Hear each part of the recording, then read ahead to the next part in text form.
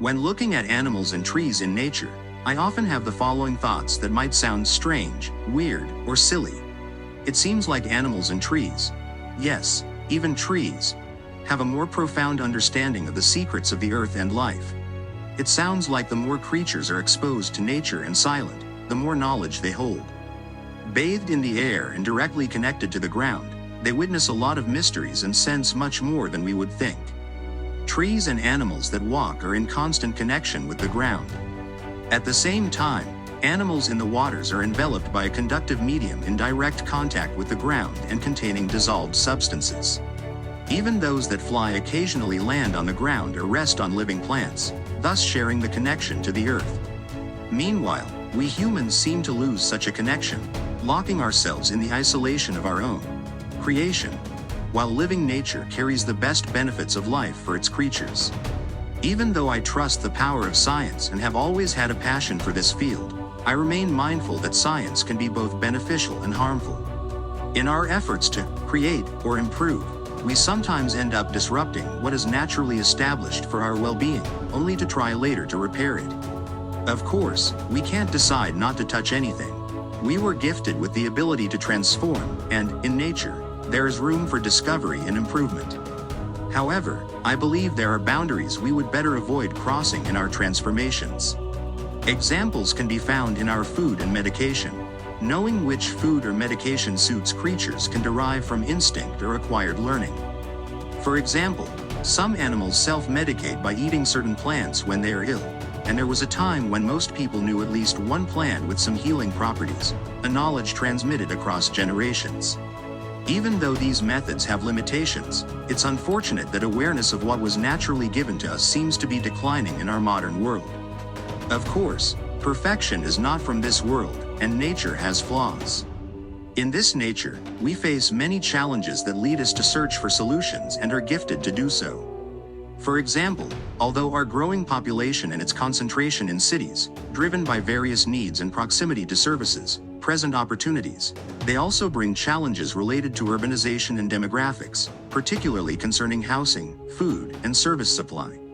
Within half a century, the world's population more than doubled from approximately 3.7 billion people in 1970 to approximately 7.8 billion in 2020.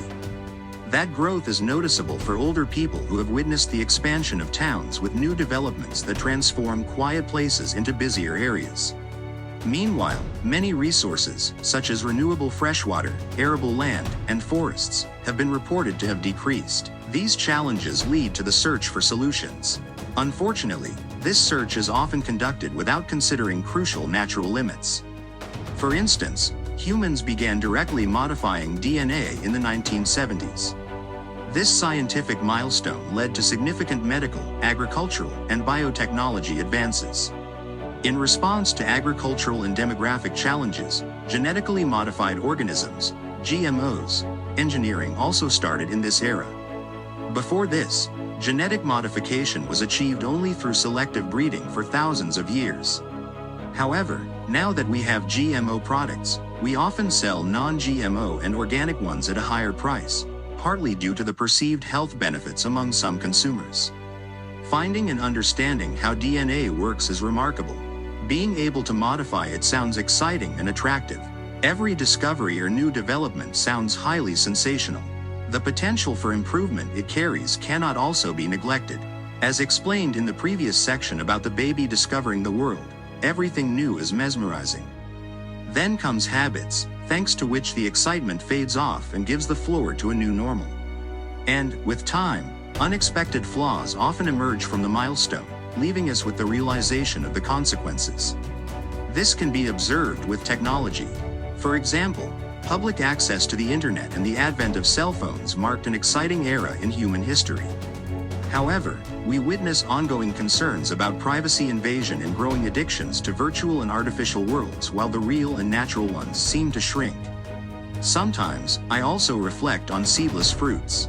Despite being produced through traditional and natural methods developed before GMO innovation, I wonder if they raise concerns about the principle of the perpetuation of life.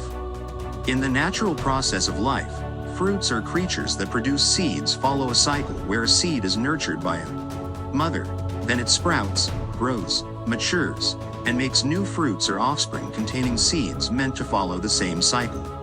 Producing seedless fruits or creatures disrupts this cycle by eliminating the natural seed production step. In pursuing creation and transformation for comfort and convenience, we often cross natural boundaries and disconnect from fundamental principles, frequently disrupting what was initially established for our benefit. By subjecting our developments to the question, are we allowed to go that far? Maybe we will find a balance with nature.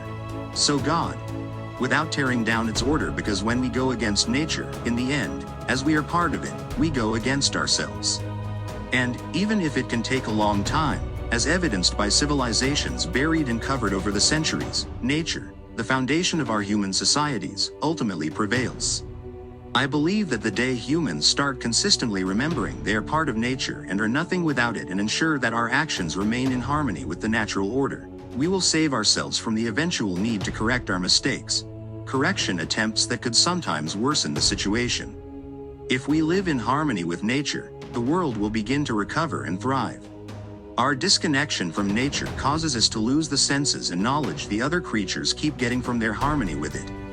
Believing our civilization is more intelligent, we sometimes mock past beliefs as old-fashioned, forgetting that much of today's advancements are built on yesterday's achievements.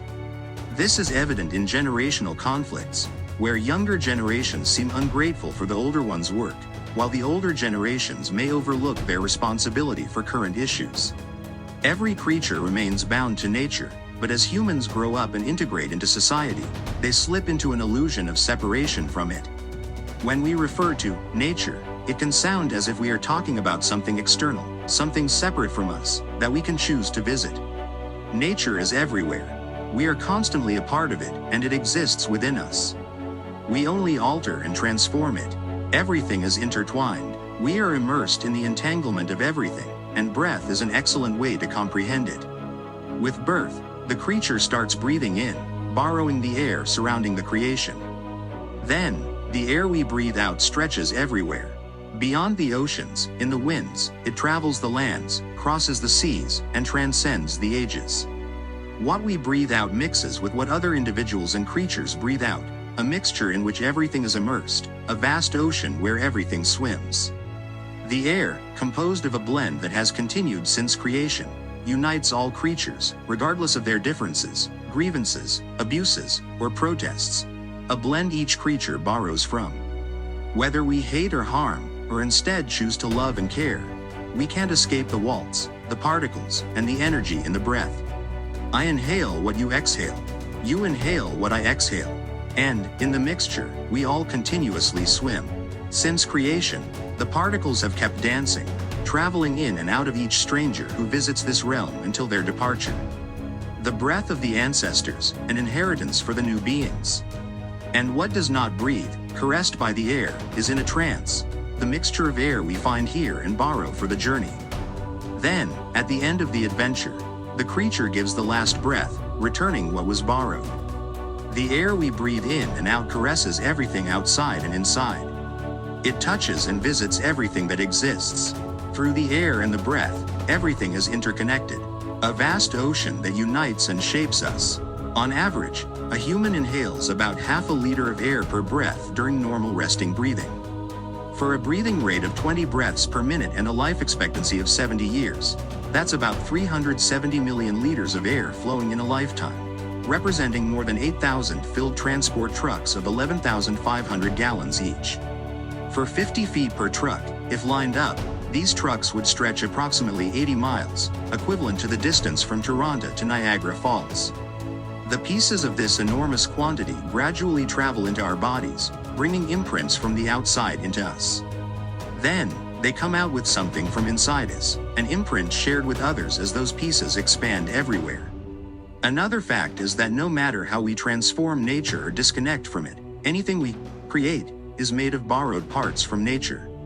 We craft them thanks to our bodies and knowledge that we don't truly own, and the essence of the borrowed parts remains the same. After the transformation, our creations remain as parts of nature as we do. Humans were gifted with the skills to discover, craft, and transform, but they were not offered the power to truly create. Indeed, we can transform materials but cannot create matter. The power of creation ex nihilo remains reserved for the Creator. Only He knows this secret. All we can do is borrow elements from His creation for our use or try to imitate Him. Even the knowledge and thoughts that lead us to craft something are not owned by us, and we can't tell how all these are created before they are lent to us. They do not even originate from our brain, a powerful converter that receives signals and then translates and transmits them.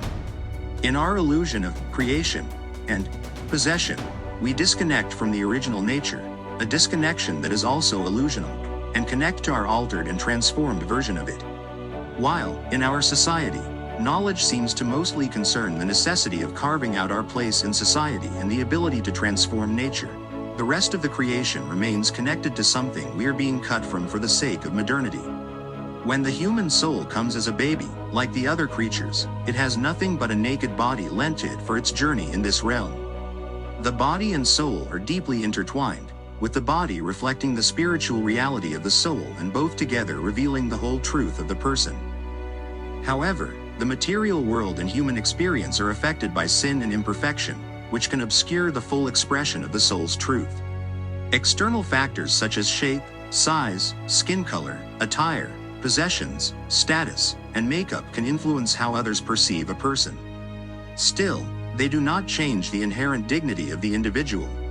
People are often judged, valued, or despised based on first impressions, which may not always accurately reflect the reality of the soul. In Chapter 4, I explained how a homeless person and someone in a better situation are equally valued in their inherent dignity.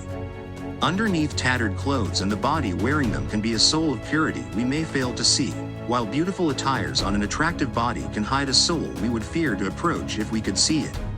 Of course, what we see is essential, and the best would be a great product in a great container. However, wouldn't we prefer a good product in unattractive packing rather than a corrupt one in a nicely designed container?